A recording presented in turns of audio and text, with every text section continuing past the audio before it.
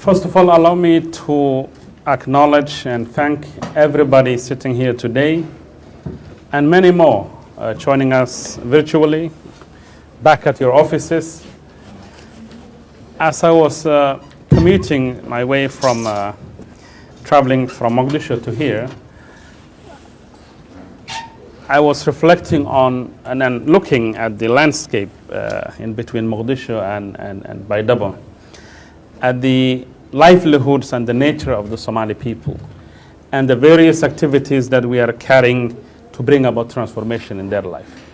So although there are more pressing issues in the security front, in the HIPIC initiative, it was very important for me to come and attend this meeting and listen to what people who save lives on regular basis are thinking about and dwelling with. This is the reality check for us as the leadership of the country. The discussion on the humanitarian crisis that is both reoccurring, cyclical, and creating havoc in the lives of the Somali people is the point of departure. Over 3 million Somalis are in IDPs.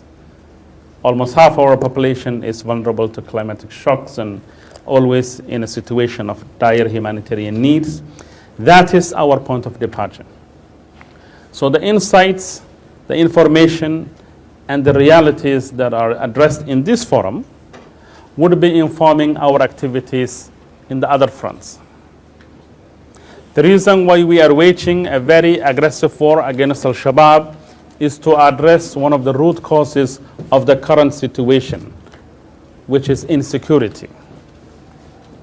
So before we talk about IDPs and gatekeepers, we need to, as a government, address one of the root causes, which is conflict as a driver of poverty, war, and displacement. That is a root cause issue, and its attention needs to be resolved in the security debate and economic sphere.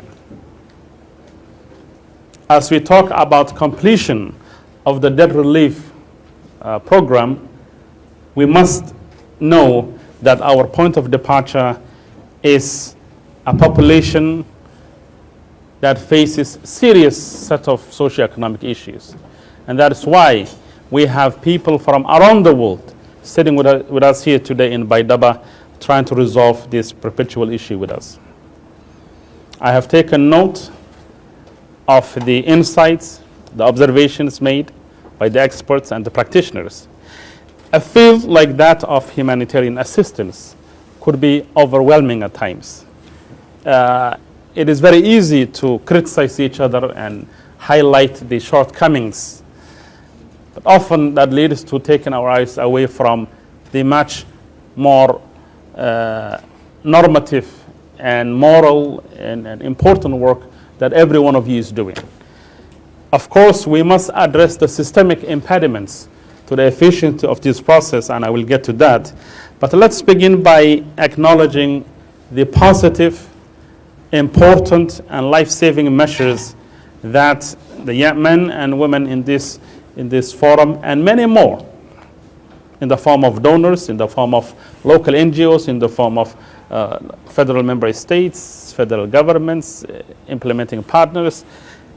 It is a very complex enterprise, very difficult to manage.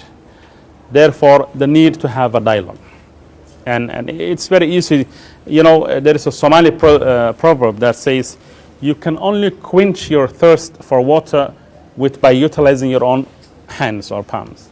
So after 30 years of being dependent on humanitarian aid, often at times, many Somalis find themselves a bit disenchanted with this cycle that is not coming to an end.